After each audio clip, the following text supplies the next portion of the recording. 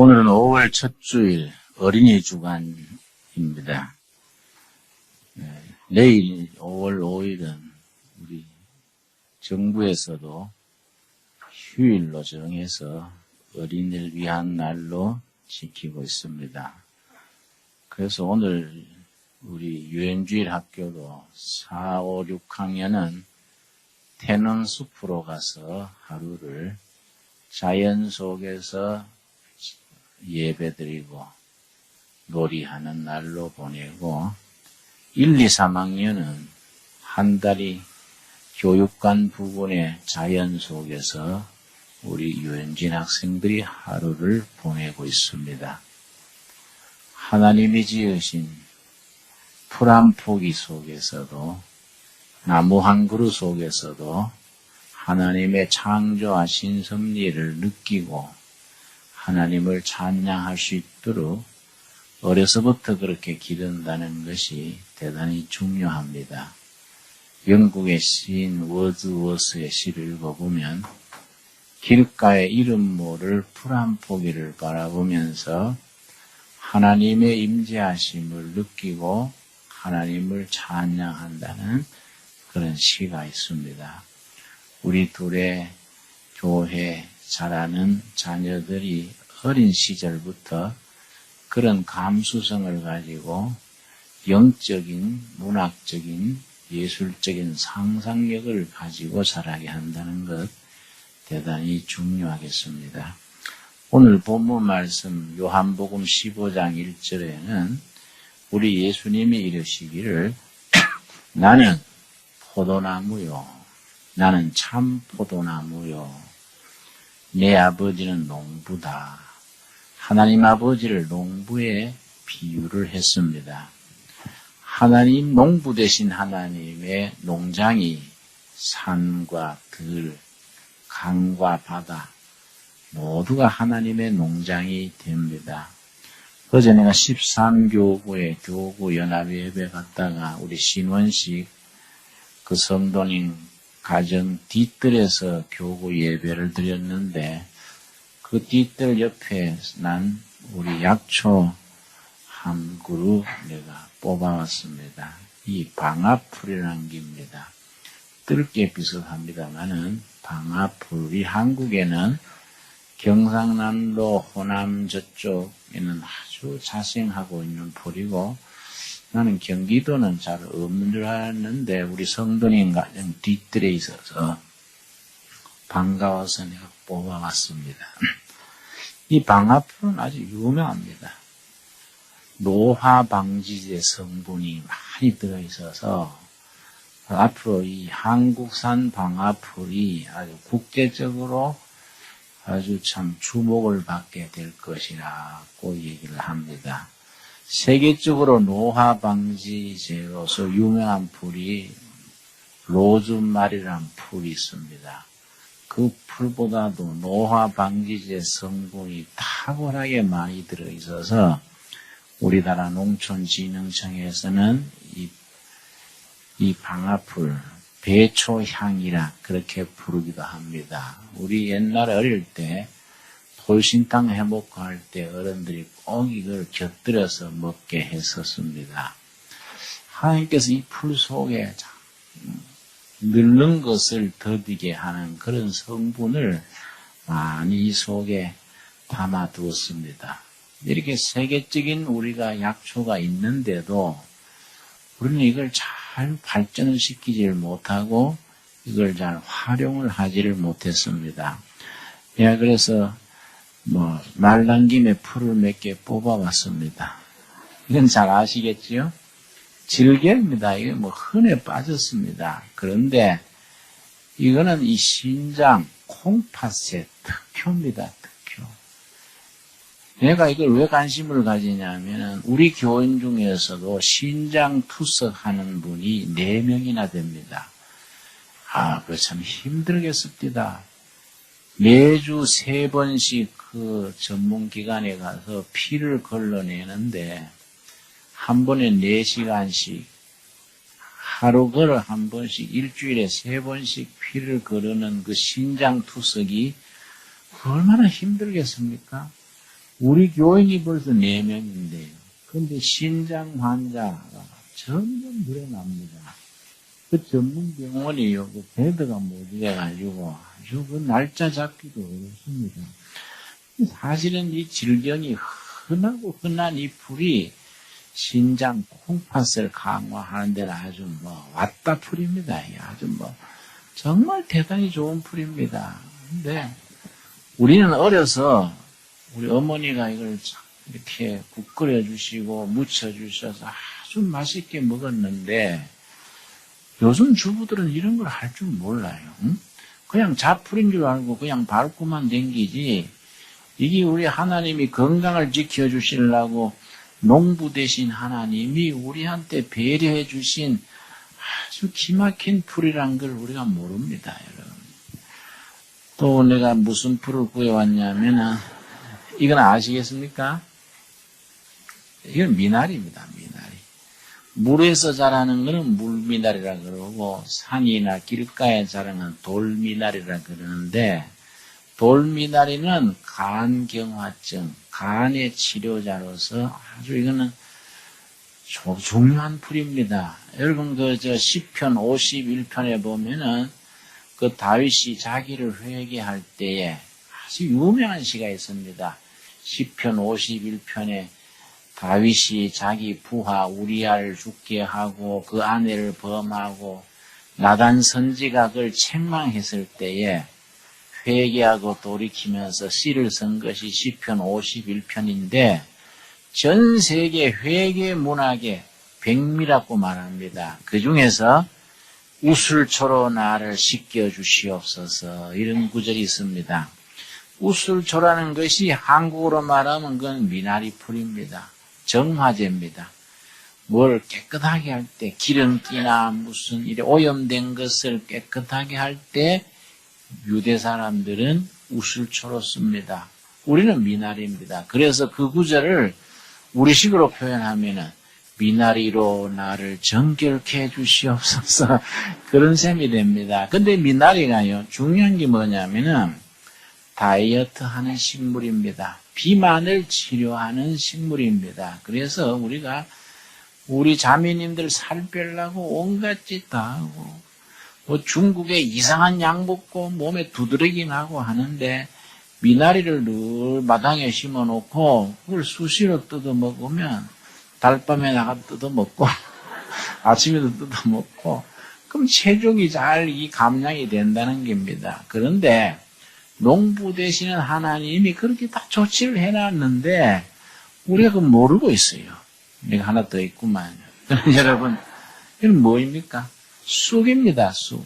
오죽하면 하도 흔해서 쑥밭이라 그러지 않습니까? 위장에는 특효입니다. 위장에 특별히 여성들 무슨 골다공증 이러는데 쑥이 참 하나님이 주신 명약입니다, 여러분. 원래요 귀한 것은 흔합니다. 공기도 물도 쑥도 사람이 귀한 것일수록 우리 주위에 지천으로 깔리게 해놓은 것이 하나님의 하나의 섭리라 할 수 있겠습니다. 그런데 요즘은 중국에서 과학자가 이 속에서 그걸 찾아냈습니다. 모기에 물려서 생기는 병 뭐이지요? 마라리아 치료제를 여기서 뽑았습니다. 본래 마라리아 치료제는 키니네인데 거기 아프리카에 키니네라는 나무가 있습니다. 아프리카에 선교사로 갔다가 하도 말라리아로 고생하고 죽어나가니까 선교사 한 분이 거기에 대해서 참 고민을 했는데 한 부족한테 선교로 갔더니 그 사람들은요 말라리아에 죽는 법이 없어요. 이상하다. 이 부족은 왜 말라리아에 희생이 안 될까 하고 살펴봤더니 그 사람들은요 말라리아 끼만 있으면은 그 동네 앞에 우리나라 당나무처럼 큰 나무 잎을 뜯어먹는 거예요. 그 나무 잎이 키니네입니다. 거기서 키니네 약을 만들어냈습니다. 그래서 아주 말라리아는 키니네 하면 특효약인데 세상이 발전하는데요 거꾸로 가는 것도 많지 않습니까? 말라리아 균도 발전하는 겁니다. 요즘 약이 없는 사스가 나오듯이 이 키니네가 이제 안 들어요.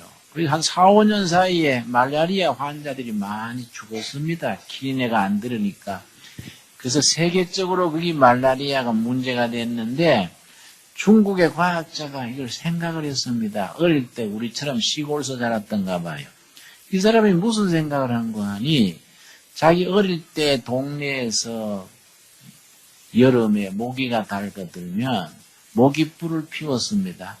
모기불을 피우고 어른들이 거기에 쑥을 뜯어다가 모기불에 갖다 얹었습니다. 그러면 모기풀에서 나온 향이 모기가 아주 도망을 갔습니다. 이 중국의 과학자가 그걸 생각했어요. 우리 어른들이 마당에 모기불 피우고 쑥을 갖다 끼얹었는데 쑥 속에 모기가 싫어하고 말라리아를 퇴치할 수 있는 무슨 성분이 있을지 모르겠다.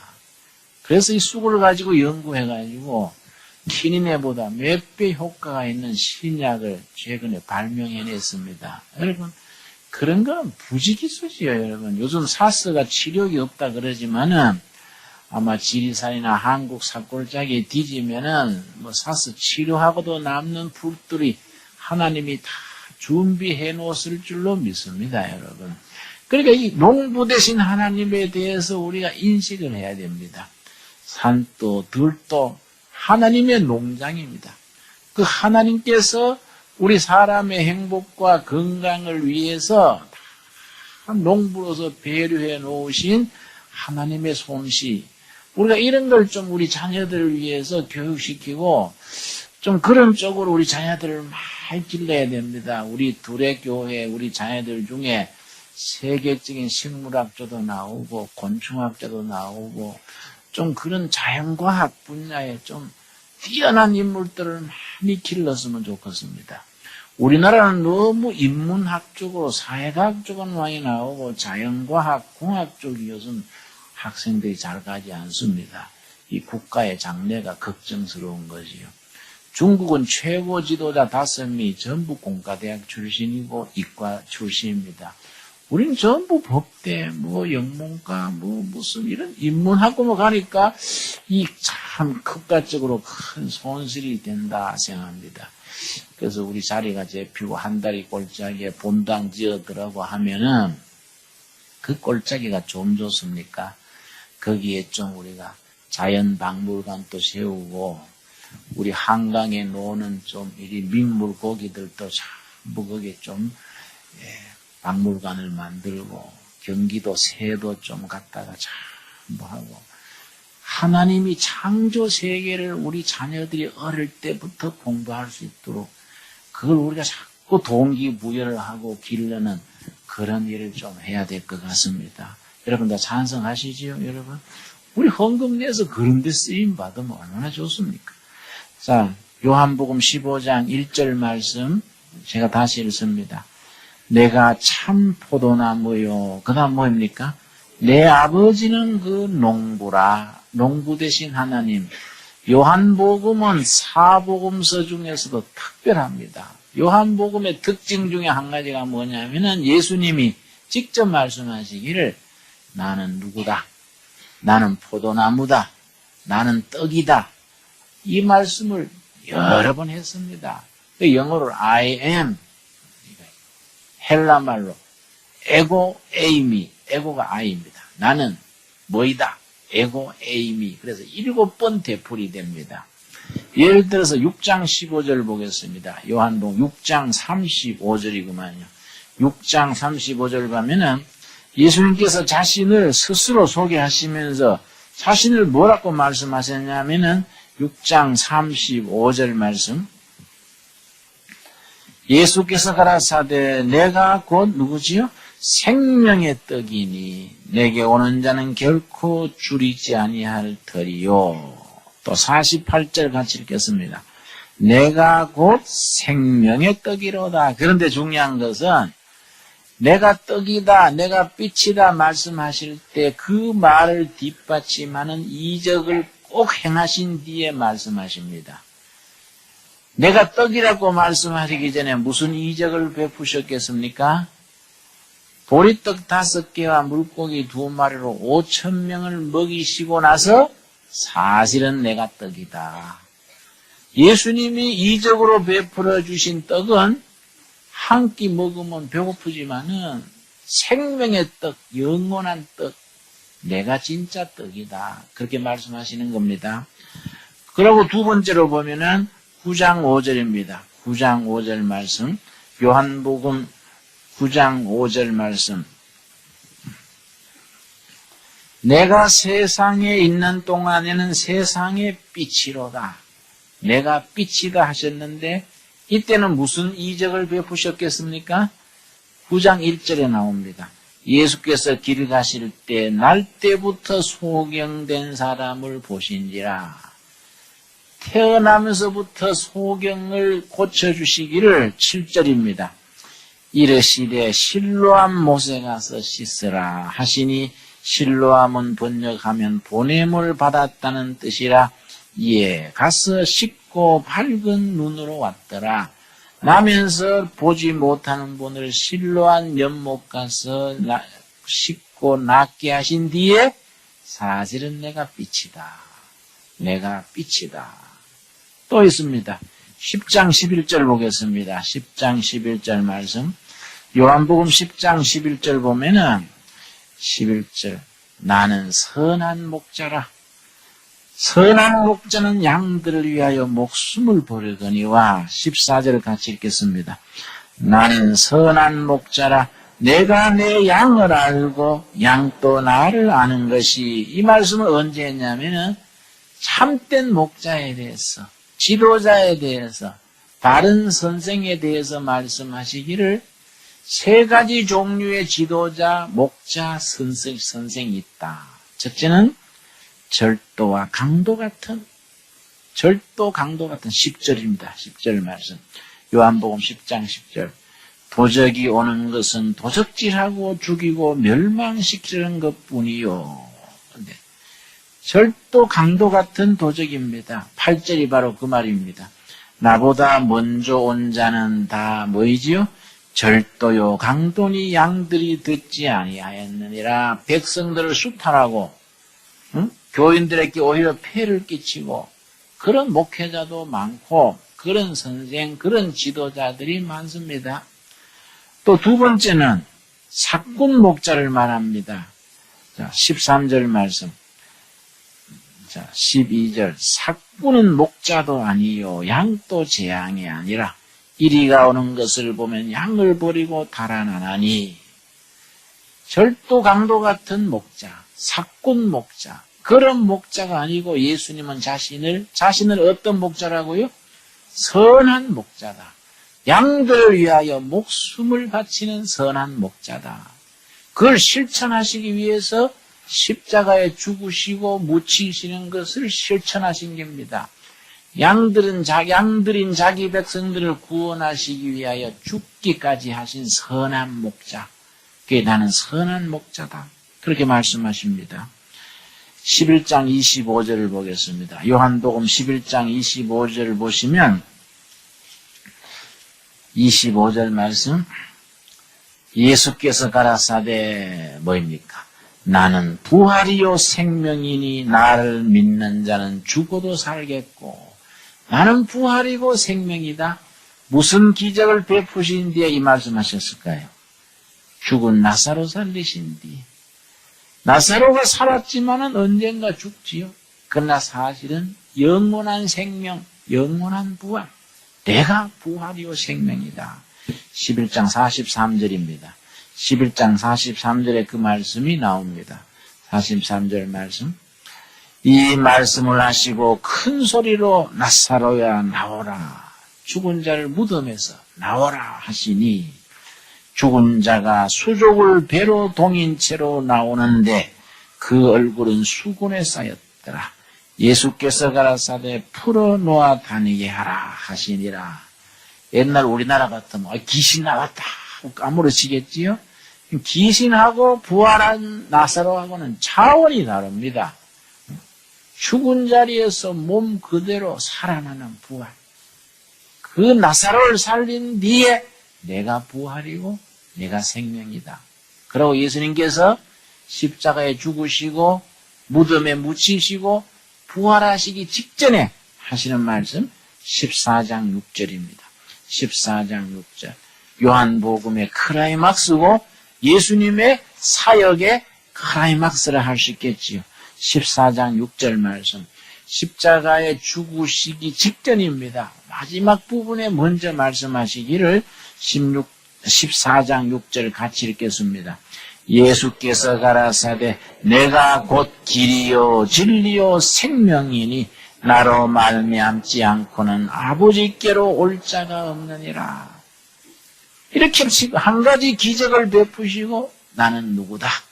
나는 떡이다. 나는 빛이다.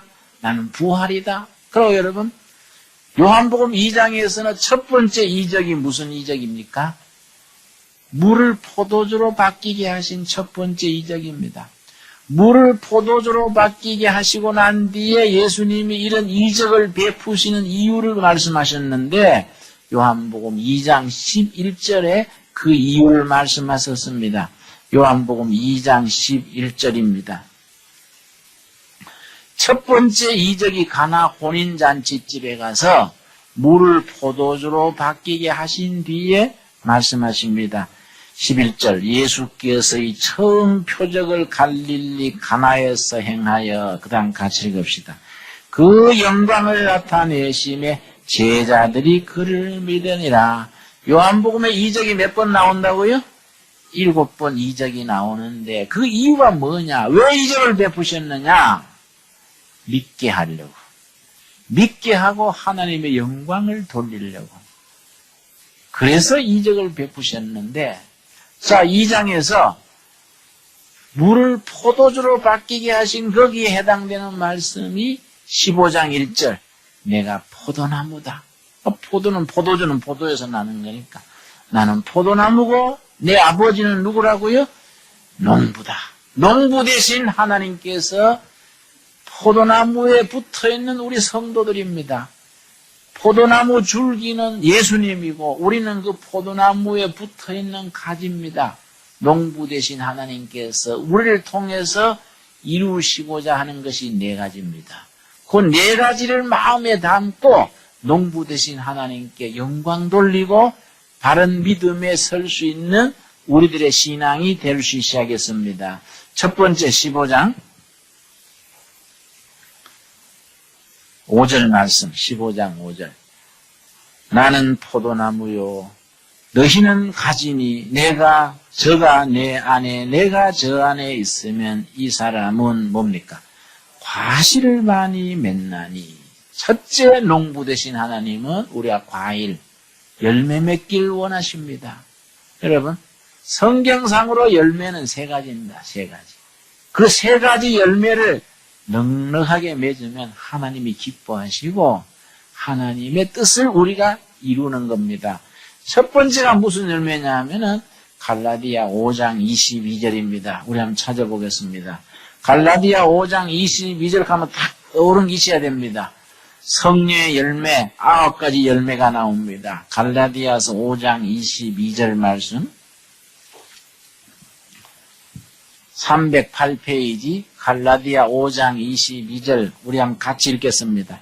오직 성령의 열매는 사랑과 희락과 화평과 오래 참음과 자비와 양선과 충성과 온유와 절제니 이 같은 것을 금지할 법이 없느니라. 9가지 열매가 나오는데 9가지 열매가 나오니까 문장이 복수로 되어 있어야 되겠지요? 그건 단수로 되어 있습니다. 열매란 말이 헬라어로 오크로스, 칼로스입니다. 칼로스. 캘리포니아에서 나온 쌀 브랜드가 칼로스가 있습니다. 칼로스 열매입니다. 열매. 성의 열매들은 하고 복수 동사가 비동사 중에 they are 이렇게 나와야 되는데 단수로 is 단수로 한 가지를 나타나기는 9가지인데 실제는 하나다 이 말입니다. 성령의 열매 맺으면은 어떨 때는 사랑으로 나타나고 어떨 때는 인내고 어떨 때는 절제고 어떨 때는 겸손이고 실제는 성령의 열매는 하나다. 무슨 하나냐? 성령의 감동을 받아서 예수님의 인격을 닮아가는 속 사람이 예수님의 인격, 그 인격이 되는 열매다 이 말입니다. 그 내용이 9가지로 때를 따라 나타나는 겁니다. 대단히 중요합니다. 이 9가지가 요즘 식으로 말하면 전부 EQ에 해당되는 겁니다. 무슨 일하는 거 아닙니다. 전도 많이 하고 헌금 많이 내고 애당 짓고 전혀 그게 아니고 속 사람의 인격 성품이 예수님을 닮는 걸 그걸 말합니다. 여러분 일 많이 하려고 나서다가 오히려 하나님께 영광 가려는 일이 많습니다. 우리 교회 일을 해보면요, 막 일한다고 막 그러다가 나중에 서로 상처 주고, 치아뿌려 언니 월급 받고 집사하냐? 니 혼자 해먹어라. 그러고 뭐 화를 내고 말이지, 어금니 푹푹 가르고 막 그럽니다. 성령의 열매가 아닙니다. 성령의 열매는 인내심, 절제, 자비, 속 사람의 인격이 예수님의 인격을 닮아가는 그 열매입니다. 이런 걸 현대에서는 EQ가 높다고 말하는 겁니다. 여러분, 내가 책을 보니까 최고 지도자로 성공하는 사람들의 특징이 EQ가 높다는 거예요. 인간성, 인간 됨됨이가 넉넉하고 인내할 줄 알고 절제할 줄 알고 자기를 다스릴 줄 아는 사람이 최고 지도자로 올라간다는 거이지요. 여러분, 나는 청년들한테 말합니다. 출세하려면은 EQ가 높아야 되는데, EQ가 높아지려면은 예수 잘 믿어라. 성령 체험하고, 예수 잘 믿고, 은혜를 알면은 그 사람이 성공의 깃틀이 딱 껴진다. 아주 그걸 강조합니다. 두 번째, 하나님이 기뻐하시는, 농부 되신 하나님이 기대하시는 열매가 뭐이냐 하면은 골로새입니다. 골로새 1장 10절을 보겠습니다. 골로새 1장 10절 말씀. 우리 신약성경 골로새 1장 10절 말씀을 같이 찾겠습니다. 빌립보서 다음에 골로새. 골로새는 평소에 잘 안 찾기 때문에 우리 성도님들이 한참 더듬습니다. 323페이지입니다. 323페이지.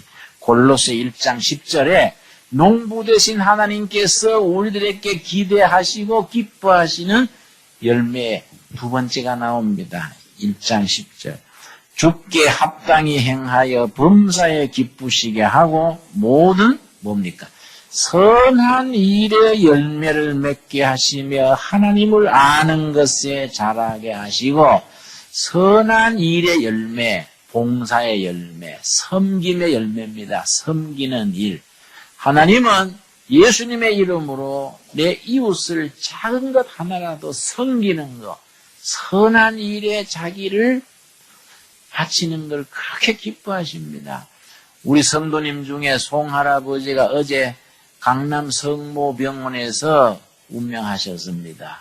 내일이 장례식인데 내가 어제 그제 가서 마지막 세례를 베풀었지요. 제가 71년 청계천 빈민촌에 일할 때 그때 그게 마을 이장이랬습니다. 71년 그때 해졌다가 이제 30년 만에 만나서 그때는 뭐 예수 믿을 생각 전혀 없었는데 이제 내가 30년 만에 가서 세례 베푸시고 그 다음날 새벽에 운명하셨는데 그 이제 병실이 암병 이제 마지막 죽음을 앞두고 들어가는 병원이 뭐입니까? 그 운명하기 전에 들어가는 병실에 들어갔는데요. 거기에 보면 다 그런 분들이 있는데 마지막 운명하기 전에 그런 사람들을 돌보는 걸 호스피스라고 해요. 호스피스. 목욕도 시켜드리고 무슨 위로도 하고 즉도 짜먹여드리고 아주 참 봉사자들이 호스피스 하시는 분들이 참 훌륭하더라고요. 그런데 그 호스피스 하는 분들 중에요. 그렇게 캐톨릭 신자가 제일 많대요. 누가 그래요? 숫자로 봐서는 개신교 신자가 캐톨릭 신자보다 3배, 4배 많은데 죽은 사람 임종하는 자리에 돌봐주는 호스피스는 캐톨릭이 제일 많고 개신교 신자는 적당히 되죠. 그래서 목사님, 우리 개신교는요, 너무 교회 안에서만 섬기라 그러고 교회 밖에 예수님의 이름으로 선한 일에 섬기는 열매 맺는 게 약한 것 같아요. 야, 참 그렇겠다. 섬기는 열매, 봉사의 열매를 주님이 기뻐하시는 겁니다. 우리의 농부 되신 하나님은 우리가 섬기는 봉사의 열매 맺기를 기대하십니다. 세 번째 무슨 열매냐 하면은 전도의 열매입니다. 전도. 여러분, 하나님께서 그 세 가지 열매를 지금 우리한테 기대하십니다. 첫 번째 무슨 열매라고요? 성령의 열매. 우리 인격이 자라는. 두 번째 뭡니까?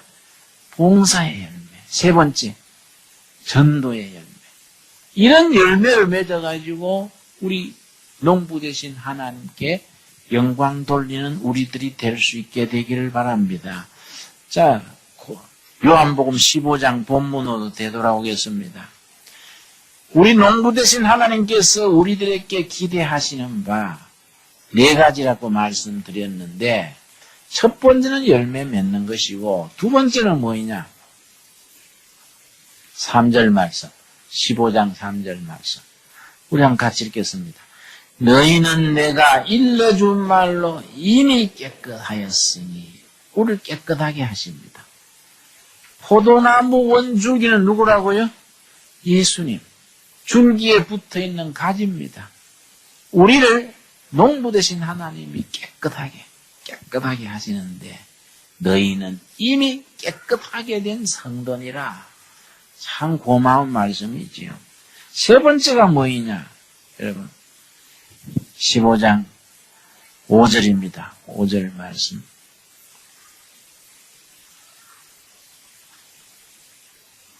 15장 5절 다 찾았습니까? 예. 7절 보겠습니다. 우리 같이 읽겠습니다. 너희가 내 안에 거하고 내 말이 너희 안에 거하면 무엇이든지 원하는 대로 구하라. 그리하면 이루리라.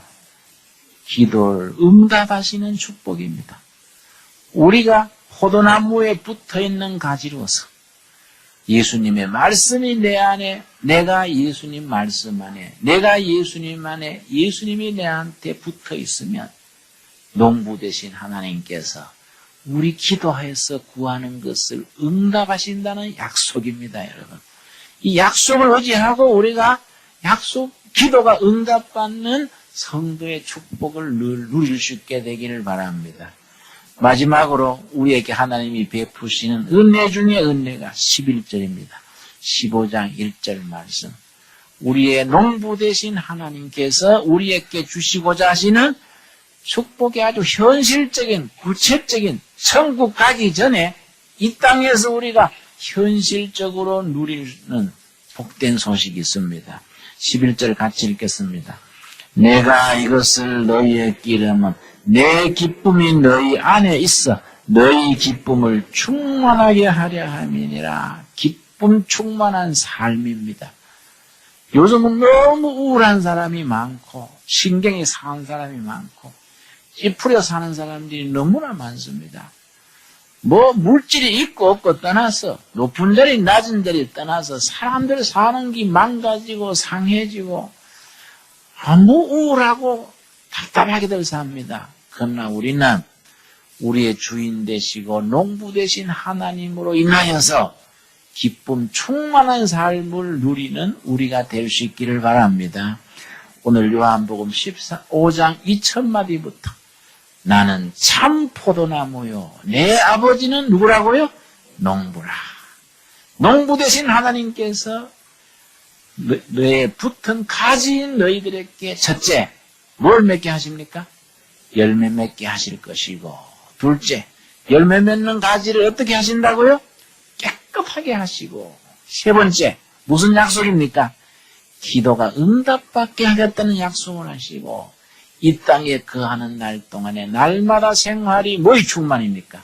기쁨 충만, 은혜 충만, 기쁨 충만을 현실적으로 누리고 그렇게 살아가는 우리들의 삶이 되기를 바랍니다. 여러분, 기쁜 것도 좀 연습해야 돼요. 여러분, 집에 가셔가지고 거울 쳐다보고 아 기쁘다, 아따 왜 이리 기쁘노 이거, 아따 기뻐 숨가쁘네 아따 기쁘다, 참 기쁘다. 좀 모자리는 듯이, 응? 응? 애들이 보고 아버지는 살짝 갔나 와 이러. 응? 하나님으로 인하여 우리에게 임하는 기쁨 충만. 그건 본래 기쁨이 누구한테 있었다고요? 예수님 안에 있던 기쁨을 우리한테 선물로 주신다는 거예요. 내가 누리는 기쁨을 너희에게 주리니 충만하리라. 우리가 이걸 열린 마음으로 받아들일 수 있기를 바랍니다. 기도하겠습니다. 주님 은혜를 감사드립니다. 농부 되신 아버지 하나님께서 우리들에게 열매 맺게 하심을 감사드립니다. 인격도 삶도 영혼도 깨끗게 하심을 감사드리오며 우리가 기도하는 것을 응답받게 하시는 은혜 감사드립니다. 예수님이 지니셨던 기쁨을 우리에게 주셔서 기쁨 충만을 이루어가게 하여 주시옵소서. 여 아버지 간절히 기도드리옵나니 우리 속사람이 예수님의 인격을 닮아가는 성령의 열매를 맺게 하옵소서. 사랑에서 절제에 이르기까지 우리가 참 사람 됨됨이 우리 인격이 향기를 발하여 많은 사람에게 유익을 줄 수 있는 우리 됨됨이를 갖추게 하옵시고 우리가 선한 일에 섬김의 열매를 맺어 농부 되신 아버지께 영광 돌리게 하옵시되 전도의 열매를 맺어서 많은 영혼을 주님 앞으로 이끌어가게 하옵소서. 우리의 기도를 들어 응답하신다고 약속하신 여호와 아버지 감사드립니다. 우리의 기도가 응답됨으로 주님을 높이는 열매 맺게 하옵소서. 주님이 누리시던 기쁨을 우리에게 주셔서 충만케 하심을 감사드립니다. 내 자신도 가정도 우리 둘의 공동체도 기쁨 충만을 누리게 하옵소서. 예수님 이름 받들어 기도드렸사옵나이다. 아멘.